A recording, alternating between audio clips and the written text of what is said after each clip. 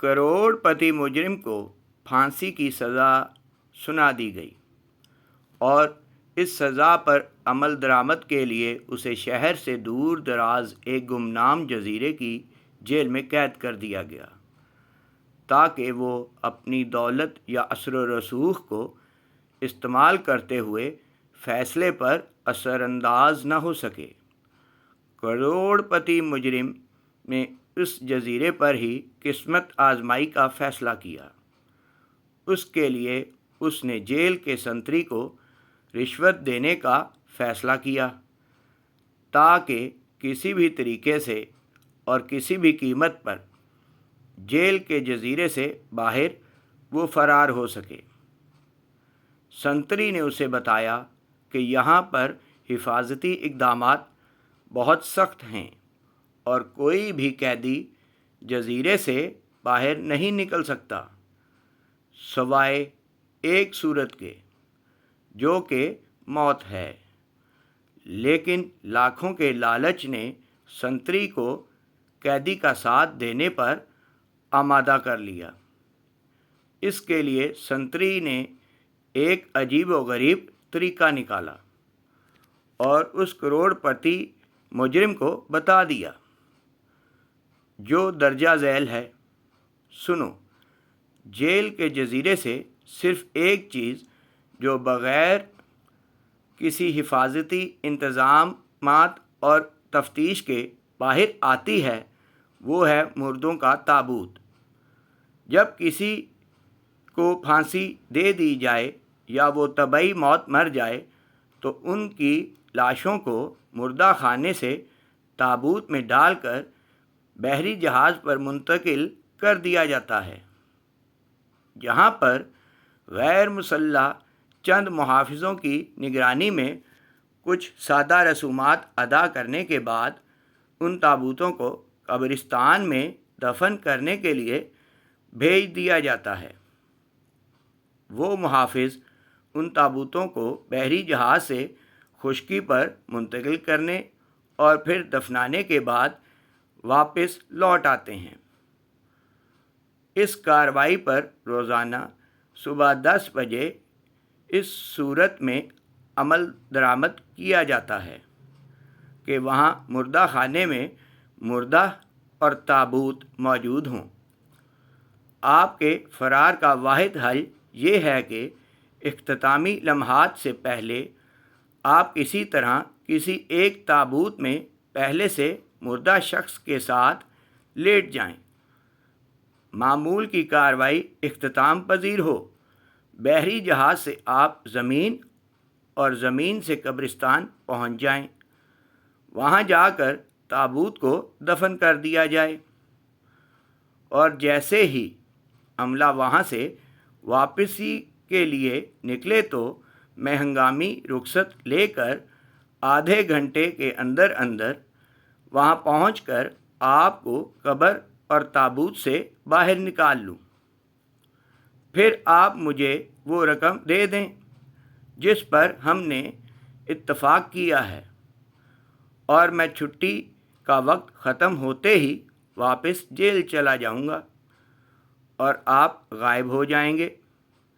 यूँ आपकी गुमशुदगी एक मुअम्मा ही रहेगी और इस मुअम्मे में हम दोनों को कोई फ़र्क नहीं पड़ता।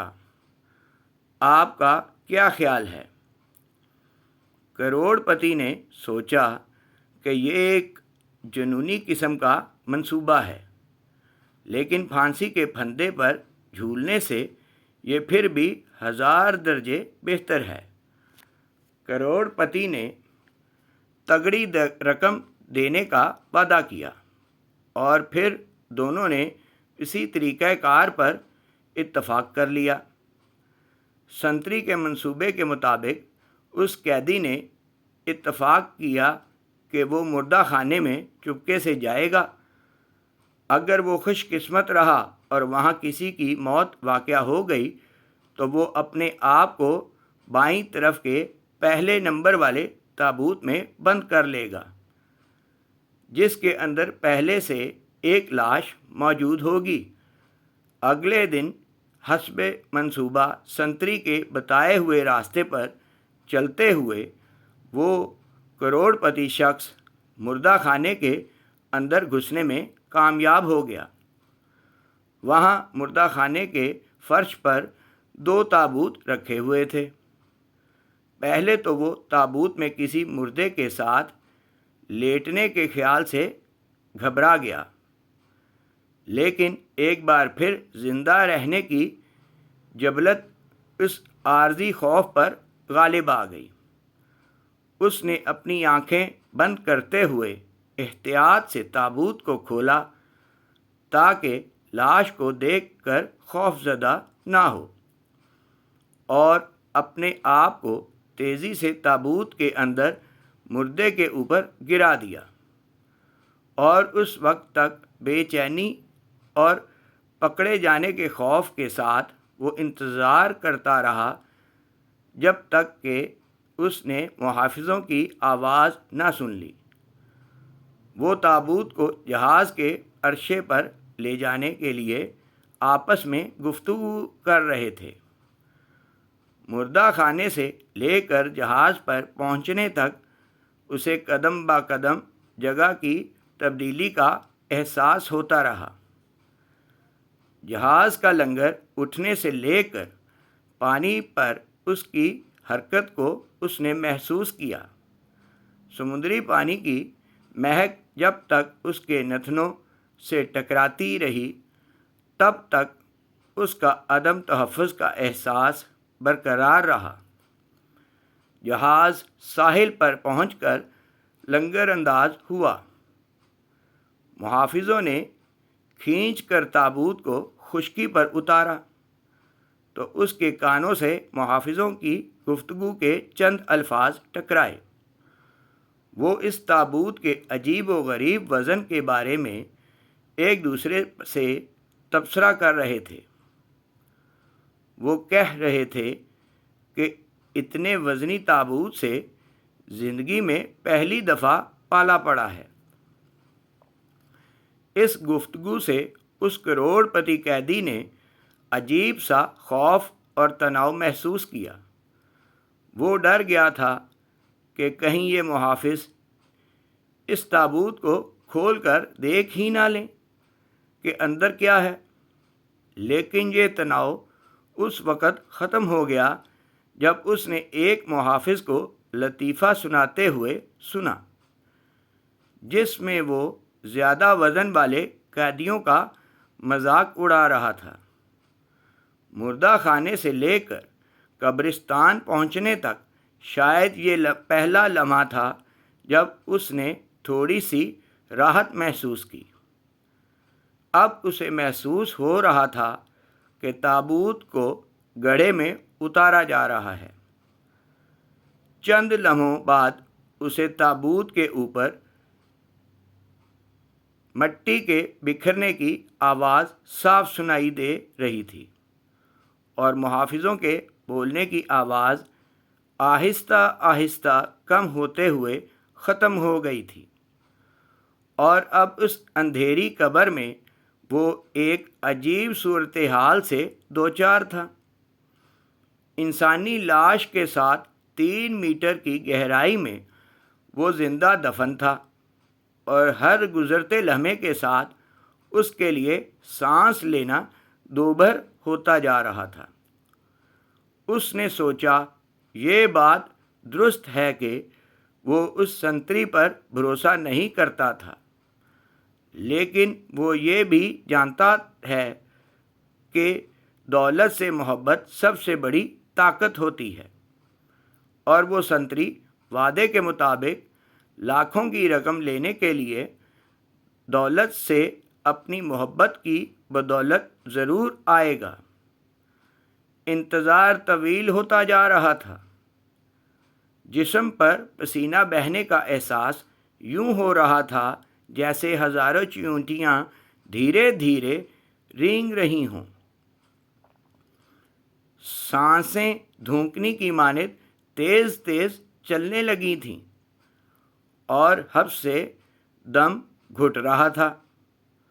خود کو مطمئن کرتے ہوئے وہ کہنے لگا، بس مزید 10 منٹ کی بات ہے، اس کے بعد سب کچھ ٹھیک ہو جائے گا اور وہ دوبارہ آزاد فضاؤں میں سانس لے گا اور ایک بار پھر روشنی دیکھے گا۔ سانس لینے میں دقت کے باعث اب وہ مسلسل کھانسنے لگا تھا۔ مزید 10 منٹ گزر گئے۔ اس قبر میں آکسیجن ختم ہونے والی ہے اور وہ سنتری ابھی تک نہیں آیا۔ اسی سوچ میں تھا کہ اس نے بہت دور سے قدموں کی آہٹ سنی۔ ان آوازوں کے ساتھ ہی اس کی نبض تیز ہو گئی۔ ضرور یہ وہ سنتری ہی ہوگا۔ آخر وہ آ ہی گیا۔ آواز قریب پہنچ کر پھر دور ہوتی چلی گئی۔ اس نے محسوس کیا کہ اسے ہسٹیریا کا دورہ پڑ رہا ہے۔ اسے ایسے محسوس ہونے لگا جیسے لاش حرکت کر رہی ہو۔ ساتھ ہی اس نے تصور میں دیکھا کہ اس کے نیچے دبا ہوا مردہ آدمی اس کی حالت پر طنزیہ انداز میں مسکرا رہا ہے۔ اچانک اسے یاد آیا کہ اس کی جیب میں ماچس کی ڈبیا ہے اور تیلی سلگا کر وہ اپنی کلائی پر بندھی گھڑی میں وقت دیکھ سکتا ہے کہ سنتری کے وعدے کے مطابق کتنا وقت گزر گیا تھا اور کتنا باقی ہے۔ اسے امید تھی کہ سنتری کے بتائے ہوئے وقت میں سے ابھی چند منٹ باقی ہوں گے۔ جب اس نے تیلی سلگائی تو آکسیجن کی کمی کے باعث مدھم سی روشنی نکلی۔ شعلے کو گھڑی کے قریب لا کر اس نے دیکھا تو پتہ چلا کہ 45 منٹ سے زیادہ کا وقت گزر چکا ہے۔ گھڑی میں وقت دیکھ کر اب وہ حقیقی معنوں میں خوف زدہ ہو چکا تھا۔ مدھم سی روشنی میں اسے محسوس ہوا کہ اس کا چہرہ مردے کے چہرے کے بالکل قریب ہے۔ اس نے خود سے سوال کیا، کیا مردہ شخص کا چہرہ دیکھنا اسے مزید خوف میں مبتلا کرے گا؟ تجسس اور خوف کے ساتھ اس نے اپنی گردن موڑی، شعلے کو لاش کے چہرے کے قریب کیا اور دہشت کے مارے اس کی ریڑھ کی ہڈی میں سرد لہر دوڑ گئی۔